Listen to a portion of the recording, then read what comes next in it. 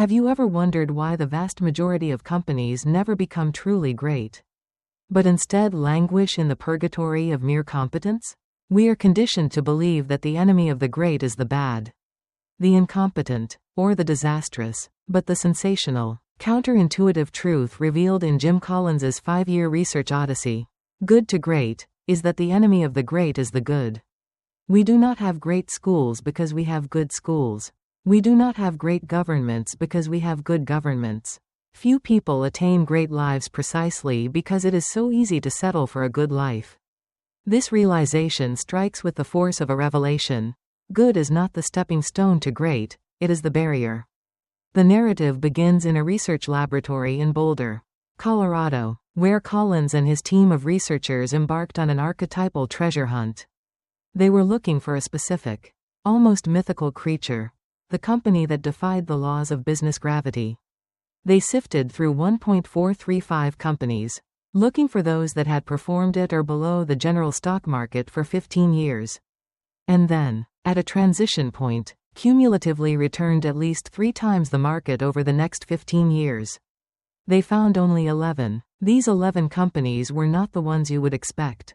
They were not the darlings of the media. They were the ugly ducklings that quietly transformed into swans while the world was watching the peacocks. The story of Good to Great is the story of what happened inside that black box of transformation. The first curtain rises on a character who defies every stereotype of the modern corporate hero. We expect a charismatic visionary, a larger-than-life personality who rides in on a white horse to save the day. Instead, we meet Darwin Smith. When Smith was named CEO of Kimberly-Clark, the old paper company was languishing. Its stock had fallen 36% behind the market over the previous 20 years. Smith himself was an unpretentious man who looked more like a farm boy than a titan of industry. He was shy, awkward in social situations, and lacked the swagger of a celebrity CEO. He was a lawyer who had once been told he would never make it in the business world. But underneath this unassuming exterior lay a stoic, almost terrifying will. Darwin Smith possessed the ferocity of a badger. Shortly after becoming CEO, he was diagnosed with nose and throat cancer and told he had less than a year to live. He informed the board that he was not dead yet, and he had no intention of dying soon. He commuted weekly from Wisconsin to Houston for radiation therapy and lived for another 25 years. Creating one of the greatest corporate transformations in history. The pivotal moment of Smith's leadership, and the defining moment for Kimberly-Clark, came when he looked at the brutal facts of the company's existence. Kimberly-Clark was a paper mill company. They made coated paper. It was a good business, a safe business, but Smith realized it was a business with no future. He looked at the consumer products division, brands like Kleenex, and saw a diamond buried in the rough. In a move that Wall Street analysts called stupid and the business press called suicidal, Darwin Smith decided to sell the mills. He sold the history of the company. He sold the very machines that made the paper. He took the proceeds and threw them into a do-or-die battle against the giants of consumer products, Procter & Gamble and the Scott Paper Company. It was the business equivalent of burning the ships upon reaching the shore. There was no retreat. If they failed, the company would die, but they didn't fail. Under Smith's quiet, steely guidance, Kimberly-Clark beat Procter & Gamble in 6 of 8 categories and generated cumulative stock returns 4.1 times the general market, beating Hewlett-Packard, Coca-Cola, and General Electric. This narrative arc introduces the concept of level 5 leadership. The analysis reveals a shocking dichotomy. The leaders of the comparison companies, those that failed to become great, were often level 4 leaders, effective, charismatic, and egocentric. They were the genius with 1,000 helpers. They set the vision, and the organization existed to execute their will. When they left, the company crumbled. Darwin Smith was a level 5 leader. He possessed a paradoxical mix of personal humility and professional will. He was ambitious, but his ambition was first and foremost for the institution, not for himself. When the company succeeded, level 5 leaders looked out the window to credit factors other than themselves, luck, the team, the market. When the company failed, they looked in the mirror and took full responsibility. The gargantua Leaders of the comparison companies did the opposite. They looked in the mirror to preen when things went well, and looked out the window to blame bad luck when things went wrong. The lesson is clear. Charisma can be a liability. The most effective leaders are often those who are constitutionally incapable of boasting, yet possess an incurable need to produce sustained results. With the leader in place, the narrative shifts to the vehicle itself, the bus. Conventional wisdom dictates that a new CEO should set a new vision and then find the people to execute it. Vision first, people second. The study shattered this myth. The executives who ignited the transformations from good to great did not figure out where to drive the bus and then get the people to take it there. No, they first got the right people on the bus, the wrong people off the bus, and the right people in the right seats, and then they figured out where to drive it. This is the principle of ***, first who, then what, ***. The story takes us to the halls of Wells Fargo in the 1970s. The banking industry was facing a seismic shift, deregulation. No one knew what the future would look like. It was a fog of uncertainty. Dick Cooley, the CEO of Wells Fargo, knew that he couldn't predict the future, but he could predict that he would need the most adaptable, intelligent, and driven people to navigate it. He began to hire the best people he could find, regardless of whether he had a specific job for them. He famously said, "That's how you build the future. If I'm not smart enough to see the changes that are coming, they will, and they'll be flexible enough to deal with them." Contrast this with Bank of America, which followed the "genius with 1,000 helpers" model. Their CEO had a vision, but he surrounded himself with weak generals who waited for orders. When the storm of deregulation hit, Bank of America lost billions, while Wells Fargo soared. The narrative emphasizes the ruthlessness required to get the wrong people off the bus. This is not about cruelty, it is about rigor. The study found that letting the wrong people hang around is unfair to the right people, as they invariably end up compensating for the inadequacies of the others. The good to great leaders were rigorous, not ruthless. To be ruthless is to hack and cut without consideration, often to save the ship in a crisis. To be rigorous is to apply exacting standards at all times, especially when things are going well. The analysis here delivers 3 practical disciplines. 1. When in doubt, don't hire, keep looking. Great companies would rather leave a seat empty than fill it with the wrong person. 2. When you know you need to make a people change, act. The moment you feel the need to tightly manage someone, you've made a hiring mistake. 3. Put your best people on your biggest opportunities, not your biggest problems. The comparison companies did the opposite, burying their best talent in fixing their worst failures. As the bus fills with the right people, the atmosphere changes. We enter a climate where the truth is heard. This leads to the third major concept: confront the brutal facts, yet never lose faith.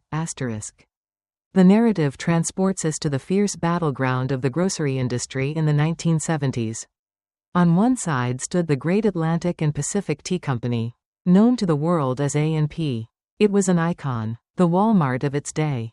On the other side stood Kroger, a solid but unspectacular chain. Both companies faced the same brutal fact: the world was changing.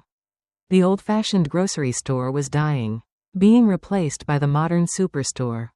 A&P had the data. They knew the customers wanted bigger stores, more variety, and lower prices, but the leadership of A&P was trapped in a culture of denial. They loved their old business model. They tried to create a middle ground, opening slightly larger stores but clinging to their old identity. They put their heads in the sand. They ignored the brutal facts because the facts were painful. They held pep rallies to boost morale while the ship was sinking. Kroger, on the other hand, looked the brutal facts in the eye. They conducted tests. They realized that for every superstore they opened, they would have to close several old stores. They realized they would have to shrink to grow. It was a painful, bloody process. They had to fire people. They had to close beloved locations. But they did not flinch. They accepted the reality that the old world was gone. They completely transformed their fleet of stores. The result? A&P began a long, agonizing slide into irrelevance, while Kroger rose to become the #1 grocery chain in America. The psychological core of this segment is the *Stockdale paradox.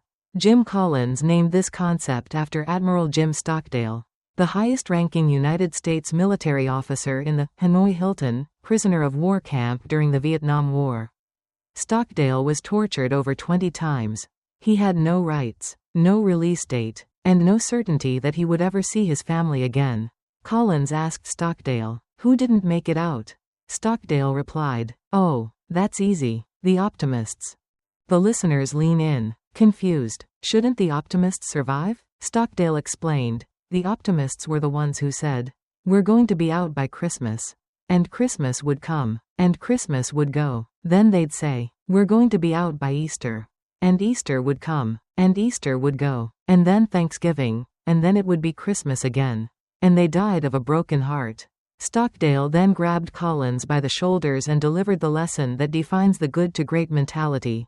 You must never confuse faith that you will prevail in the end, which you can never afford to lose, with the discipline to confront the most brutal facts of your current reality, whatever they might be. The good to great companies lived this paradox. They never believed they would fail. They had an unwavering faith that they would find a way to greatness. But they simultaneously had the discipline to look at the spreadsheets, the market data, and the customer feedback, and say, "This is not working. We are bleeding. We are wrong." They did not filter the truth to protect the CEO's feelings. They created a culture where the truth was heard. They used 4 basic practices to do this. 1. Lead with questions, not answers. The leaders didn't say, "Here is the strategy." They asked, "Why are we doing this?" 2. Engage in dialogue and debate, not coercion. The boardroom should be a loud, argumentative place where the best idea wins. 3. Conduct autopsies, without blame. When a mistake happens, finding the cause is more important than finding the culprit. 4. Build red flag mechanisms. Information must reach the top before it is too late. The first 10,000 characters have laid the foundation. We have the driver, level 5 leader. We have the team, first who. And we have the map, or rather, the willingness to look at the map even when it shows we are driving off a cliff, brutal facts. But a bus full of humble people looking at ugly data is not enough to create greatness. They need a direction. They need a strategy that is not just a plan, but a crystalline concept of understanding. The story prepares to pivot to the hedgehog concept, the culture of discipline, and the technology accelerators that act as the engine of the bus. We are about to leave the realm of people and psychology and enter the realm of strategic clarity, where the complex world is simplified into a single, organizing idea that guides every decision. If a man chases 2 rabbits, he catches neither. This ancient proverb is the prologue to the central mystery of the book's second movement. We are conditioned to believe that the world belongs to the complex, the sophisticated, and the cunning. We admire the foxes, the brilliant strategists who see the world in all its nuance, who pursue many ends at once, who are constantly scanning the horizon for the next big thing. But Jim Collins's research unearthed a sensational, almost insulting truth. The leaders of the good to great companies were not foxes. They were hedgehogs. The narrative introduces the parable of the fox and the hedgehog, based on the famous essay by Isaiah Berlin. The fox knows many things. He is smart, fast, and sleek. He devises complex strategies to attack the hedgehog. He circles, he lunges, he feints. The hedgehog, on the other hand, is a dowdy, slow creature who knows only one big thing. Every time the fox attacks, the hedgehog simply rolls into a ball of sharp spikes. The fox, despite his superior intelligence and speed, retreats with a bleeding nose. Every day the battle resumes. And every day the hedgehog wins. Why? Because the hedgehog simplifies a complex world into a single, organizing idea, a basic principle that unifies and guides everything. It reduces all challenges and dilemmas to simple, indeed almost simplistic, ideas. Anything that does not fit into the hedgehog concept is irrelevant. The story transports us to the boardrooms of the comparison companies. They were foxes. They were scattered, diffused, and inconsistent. They launched new initiatives every year. They bought companies in unrelated industries because diversification was the trend. They chased growth for the sake of growth. Then, we look at the good to great companies. They were hedgehogs. They were monotonous. They were boring. They did one thing, and they did it with a fanatical, almost terrifying consistency. But how did they find that one thing? They didn't stumble upon it. They discovered it through a rigorous process of introspection called the *3 circles. Imagine 3 intersecting circles. Circle 1. ***, what you can be the best in the world at. Note the distinction. Not what you want to be the best at, but what you can be the best at. It is an honest acknowledgement of your genetic encoding. If you are a concert pianist but have small hands, you will never be the best in the world, no matter how hard you practice. The good to great companies had the discipline to say, we are good at this, but we can never be the best, so we will stop doing it. Circle 2. ***, what drives your economic engine. This is the search for the single denominator, profit per X, that has the greatest impact on your economics. Circle 3. ***, what you are deeply passionate about. This is not about stimulating passion, it is about discovering what makes your people's blood boil. You cannot manufacture passion, you can only discover it. The hedgehog concept is the sweet spot where these 3 circles overlap. The narrative illustrates this with the story of Walgreens. In the 1970s, Walgreens was just another drugstore chain, competing with Eckerd, but then, Walgreens found its hedgehog. They looked at the 3 circles. 1. Could they be the best in the world at being a convenient drugstore? Yes. They realized that convenience was their superpower. They started clustering stores so tightly that people would never have to walk more than a few blocks to find one. They invented drive-through pharmacies. 2. What was their economic engine? They switched their metric from profit per store to profit per customer visit. This changed everything. If the goal is profit per visit, you want to increase the density of stores, convenience, to increase frequency. 3. Were they passionate about it? Yes. They had a culture of service. Meanwhile, Eckerd was a fox. They bought a video rental chain. They bought a food service company. They wandered into industries where they had no expertise, no economic logic, and no passion. Walgreens, the boring hedgehog, beat Eckerd, the clever fox, by a cumulative stock return of 15-1. The analysis of the hedgehog concept reveals that it is not a goal to be the best, but an understanding of what you can be the best at. It is an act of supreme clarity. It requires the courage to ask, just because we are making money at it, does that mean we can be the best at it? If the answer is no, the good to great company stops doing it.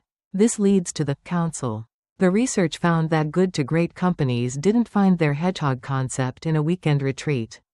It took an average of 4 years. They created a council, a group of the smartest people in the company, who met periodically to debate the 3 circles. They argued, they fought, they looked at the brutal facts. They asked, do we really understand our economic engine? They didn't stop until they had a crystal clear answer. With the hedgehog concept in hand, the narrative pivots to the next major discipline, a culture of discipline, ***. This is the magical alchemy that allows a company to act with the creativity of an entrepreneur and the discipline of a bureaucracy. The story begins with a paradox. Startups have culture, creativity, but no discipline. As they grow, they trip over their own feet. Chaos ensues. To fix the chaos, they hire professional managers who institute bureaucracy, rules, procedures, handbooks. The bureaucracy kills the entrepreneurial spirit. The creative people leave. The company becomes mediocre. The good to great companies avoided this death spiral. They built a culture of discipline. This does not mean a culture of tyranny. It means getting disciplined people, level 5 leaders, engaging in disciplined thought, hedgehog concept, and then taking disciplined action. When you have these 3, you don't need hierarchy. You don't need bureaucracy. You need freedom within a framework, The narrative uses the analogy of an airline pilot. The pilot operates within a strict framework, air traffic control, safety checklists, flight path. He cannot just decide to fly to Hawaii because he feels like it. But within that framework, dealing with turbulence, landing in a storm, he has total freedom and responsibility. The most sensational example of this discipline is the story of Dave Scott, a 6-time Ironman triathlon winner. In training, Dave Scott would ride his bike 75 miles, swim 20.000 meters, and run 17 miles. But the detail that shocks the listener is this. Dave Scott would rinse his cottage cheese before eating it to wash off the excess fat. He did not have a coach standing over him with a whip. He rinsed the cottage cheese because he believed that every ounce of fat was an obstacle to his goal. That is the culture of discipline. It is not about a tyrant forcing people to work hard. It is about a culture where people are so committed to the hedgehog concept that they rinse their cottage cheese without being asked. This discipline manifests most powerfully in the stop doing list. Most companies have to-do lists. They are busy adding new initiatives, new products, new meetings. Good to great companies have stop doing lists. They display a fanatical consistency.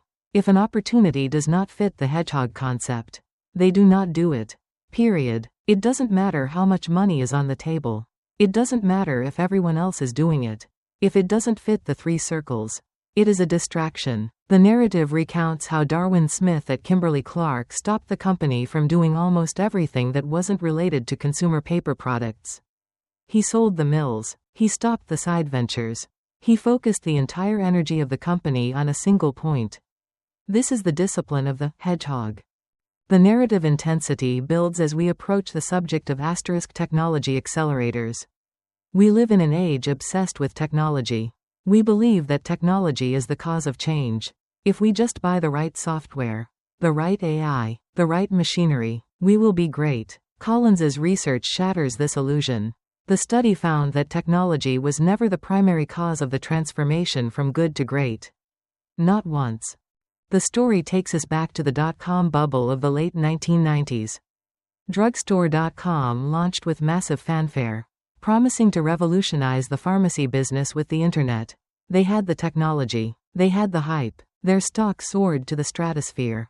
Walgreens, the old, boring hedgehog, was criticized for being slow. Why aren't you on the internet? The analysts screamed. Walgreens didn't panic. They didn't jump on the bandwagon. They went back to their hedgehog concept, convenience. They asked, how does the internet serve convenience?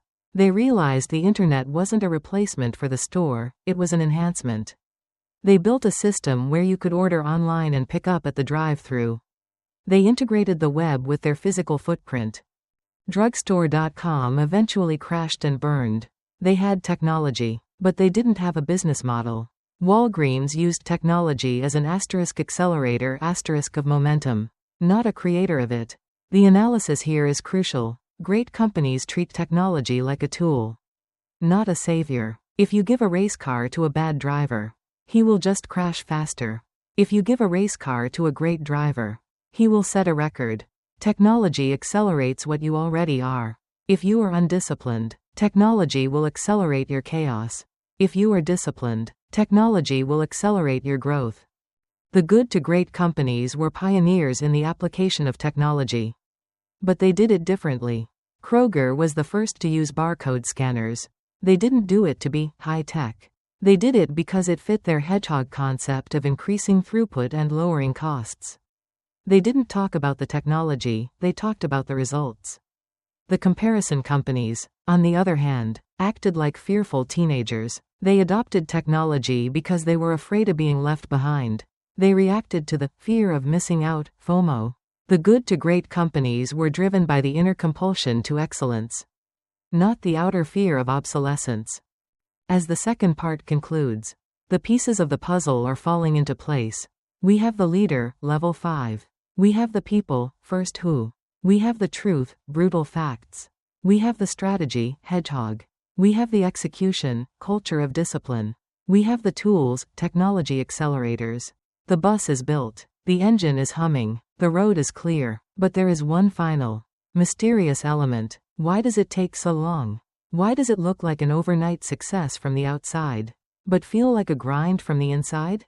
The story prepares to reveal the unifying theory of the entire book, the flywheel.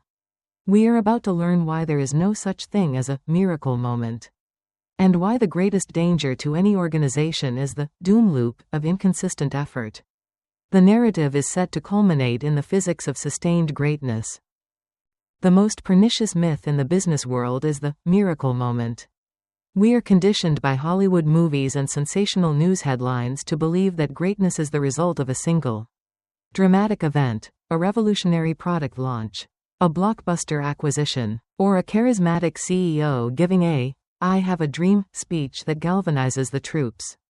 But Jim Collins's research unearthed a reality that is far more boring, yet infinitely more powerful: the flywheel effect. The narrative invites us to imagine a massive, heavy metal disc mounted on an axle. It is 30 feet in diameter, 2 feet thick, and weighs 5.000 pounds. Your job is to get this flywheel rotating as fast as possible. You push with all your might. It barely moves. You push again. It inches forward. You keep pushing, sweating, grunting. After an hour of relentless effort, it completes 1 full rotation. You keep pushing. 2 rotations. 3, 4. Suddenly, something changes. The weight of the flywheel begins to work for you. It builds momentum. 10 rotations. 100. 1,000. Now, the flywheel is spinning at 1,000 miles per hour, generating massive force. If someone walked in at that moment and asked, which push caused the flywheel to go so fast? Was it the first push? The 10th? The 100th? The question would be nonsensical. It was the cumulative effect of all the pushes, applied consistently in the same direction. The good to great transformations followed this exact physics. There was no single defining action, no grand program, no one killer innovation, no solitary lucky break, no miracle moment. From the outside, the media saw a breakthrough. They saw the stock price suddenly shoot up. They wrote articles about the overnight success. But from the inside, the leaders of these companies were baffled. What breakthrough? They asked. We've been doing the same thing for 15 years. The narrative recounts the story of Circuit City in the 1980s. Before it became a giant, it was a mediocre appliance store. They didn't suddenly invent the concept of the consumer electronics superstore. They experimented. They pushed the flywheel. They opened a few stores. They tweaked the model. They opened a few more. They improved the inventory system. They pushed. And then, the momentum took over. The comparison companies, however, did not understand the physics of the flywheel. They fell into the doom loop. The doom loop is the tragic inverse of the flywheel. The narrative takes us to the boardroom of Warner Lambert, a direct competitor to Gillette. While Gillette was quietly pushing its high-tech shaving flywheel for decades, Warner Lambert was frantic. They were looking for the magic bullet. Every few years, they would hire a new CEO. The new CEO would come in, stop the flywheel, and try to push it in a completely different direction. We are a consumer health company. Push. No immediate results. No. We are a pharmaceutical company. Stop. Push the other way. No. Let's acquire a candy company. Stop. Push sideways. The result was a company that expended massive amounts of energy but generated zero momentum. They were trapped in a cycle of reaction. They reacted to Wall Street's demands for short-term growth. They reacted to the latest management fads. They reacted to their own fears. The analysis here reveals a terrifying truth. The doom loop is not caused by laziness. It is caused by inconsistency. It is the program of the month syndrome, where employees roll their eyes and say, "Here we go again," knowing that this new strategy will be abandoned in 6 months just like the last one. The comparison companies frequently tried to skip the build-up and jump straight to the breakthrough. They used acquisitions as a substitute for momentum. They bought growth because they couldn't create it. The narrative describes this as buying a bigger flywheel. But if you don't know how to push the first flywheel, buying a bigger one just makes you fail faster. The good to great companies used acquisitions differently. They used them as an accelerator of the flywheel, not a creator of it. They only bought companies that fit perfectly into their spinning hedgehog concept. When Wells Fargo acquired Crocker Bank, it wasn't a desperate gamble, it was the logical next push in a flywheel that was already spinning at maximum velocity. The acquisition was digested smoothly, adding mass to the momentum without disrupting the rhythm. The narrative intensity builds as Collins integrates the findings into a cohesive whole. The listener realizes that the concepts are not isolated tactics, they are a system. Level 5 leadership * gets the right people on the bus. First who? The right people confront the * brutal facts. Facing the facts leads to the * hedgehog concept. The hedgehog concept creates a * culture of discipline. The discipline pushes the * flywheel. And the flywheel generates the * momentum * that makes the company * great. It is a chain reaction. Remove one link, and the chain breaks. But the story does not end with business mechanics. It transcends into the realm of human existence.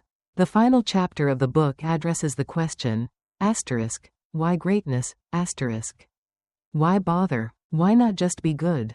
Is the payoff worth the pain? Collins argues that the question is flawed. Greatness is not a function of circumstance. Greatness, it turns out, is largely a matter of * conscious choice. The leaders of the good to great companies did not become great because they wanted to be rich. They became great because they literally could not imagine living any other way. They were driven by an inner standard of excellence that had nothing to do with the outside world. The narrative introduces the concept of **, meaningful work, **. The people on the good to great buses were not miserable workaholics. They were energized. They were having fun. Why? Because they were doing work they loved, with people they loved and respected. Collins argues that the definition of a great life is identical to the definition of a great company. It is about finding your hedgehog concept.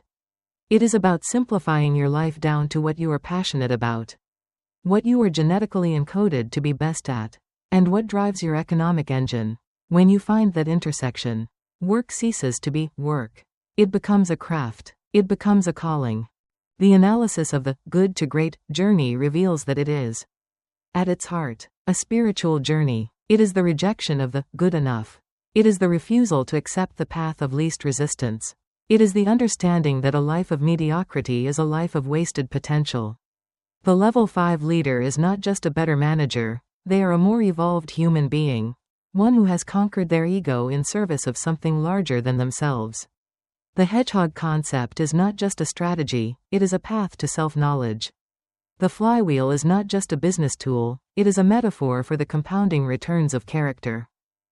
As the narrative draws to a close, Collins connects Good to Great to his previous masterpiece, Built to Last. He posits that Good to Great is actually the prequel.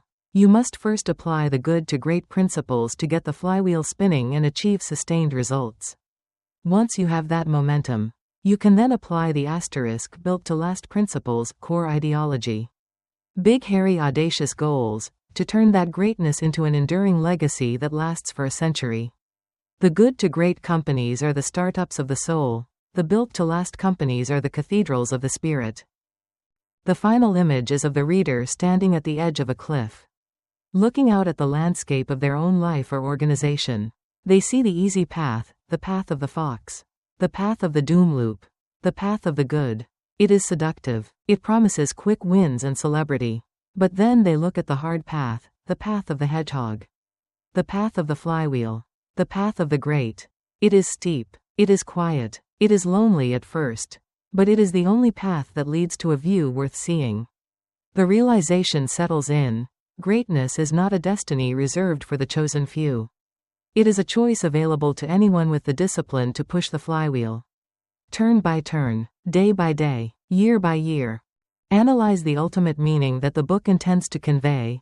* Good to Great is a manifesto for disciplined excellence. * Jim Collins's core message is that greatness is not a matter of luck, circumstance, or genius, it is a matter of discipline. It posits that the enemy of greatness is not failure, but the acceptance of competence. The book serves as a physics textbook for business, replacing the superstition of management fads with the immutable laws of human performance. The final lesson is one of existential agency. You have the power to build something great. Whether it is a company, a department, or a life, but only if you are willing to submit to the rigorous discipline of the flywheel. The climax of this journey leads to a state of quiet confidence. The seeker moves from being a hunter of trends to a builder of momentum. They realize that the media celebrates the noise, but history rewards the signal. The journey ends with the understanding that the push is the point. The joy is not just in the speed of the flywheel, but in the shoulder against the wheel, in the company of others who care just as much as you do. Greatness is not a function of circumstance. Greatness, it turns out, is largely a matter of conscious choice.